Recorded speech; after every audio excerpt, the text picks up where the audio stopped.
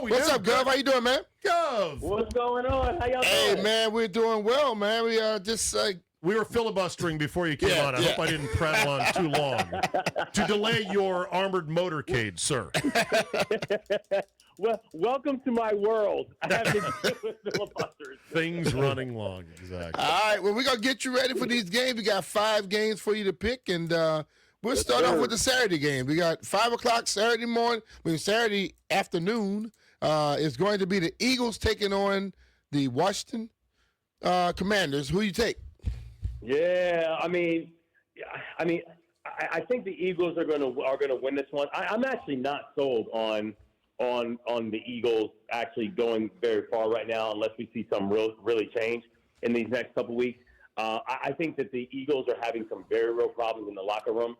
I think that the same kind of winning mentality is not there, and at the same time, I just don't see the Commanders winning a division game with Mariota as the quarterback. I think that and honestly, if I'm the Commanders at this point, I think you should start really considering resting some of the older guys that they are bringing back next year.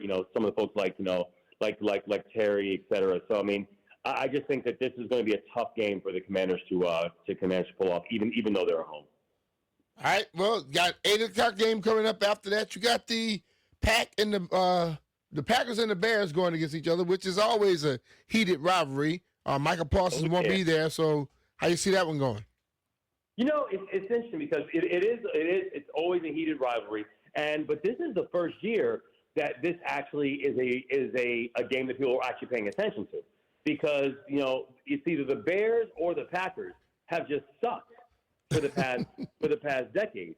I think, and I know, and you know me, Mitch. I generally tend to go against who Vegas picks, and it's actually worked out pretty well. And I'm gonna do it again here because they got the Packers, but I don't see it. I think the Bears are actually going to pull it off. And by the way, shout out to Caleb Williams, who is, and first, we love him because he's one of us. That's a Maryland guy. But at the same time, he really is showing what I think the Bears saw in him coming out of college. So I think it's a primetime moment for Caleb Williams. I think it's a chance for him to really show people what he's got. I also think we're going to get a big night from DeAndre Swift. So we'll see. But I think the Bears are going to pull this one off. Hey, regarding the Philly game, Gov, do you ever have a Gov to Gov wager? We've heard about the mayor to mayor wagers between cities. Oh yeah, we do it all the time. We do it all the time. Do you have one with? Okay. All right. So, is there one rolling on this game tomorrow? There is not. Okay. There is not. As we get deeper, and when we get into like playoff season, then yes, we absolutely gonna be in it. But generally for regular season, they don't like take me up on it.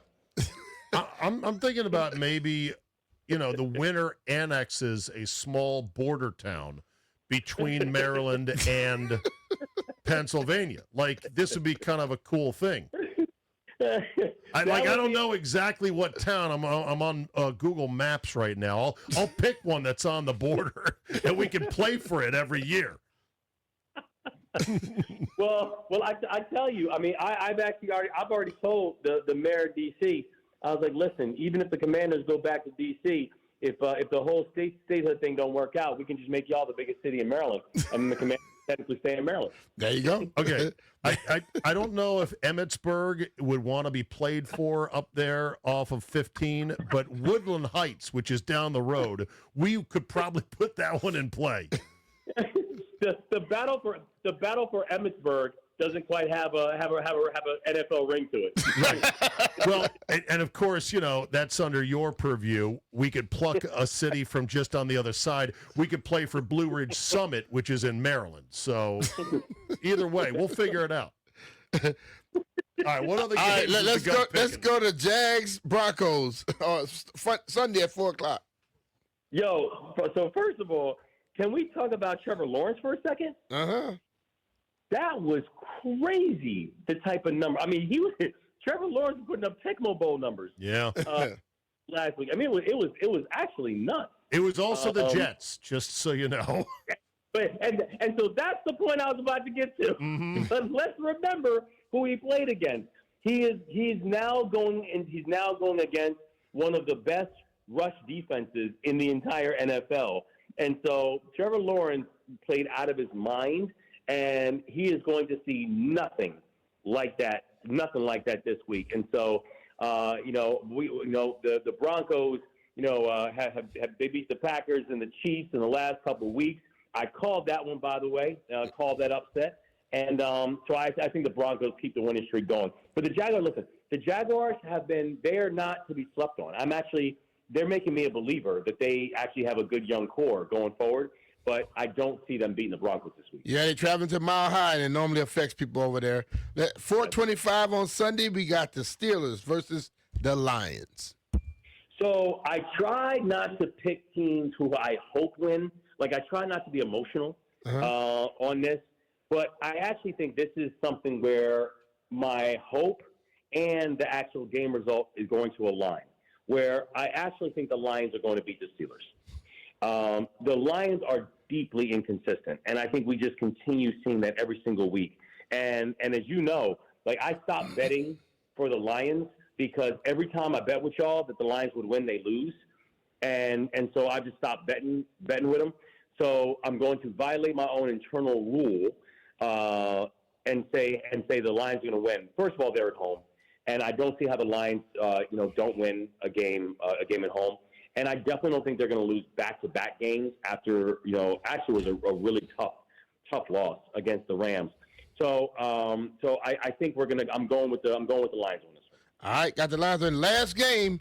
You got, but also I'm going with the Lions, and I need the Lions to win. I got you. We got the Patriots going against your Ravens, 8:20 Sunday night.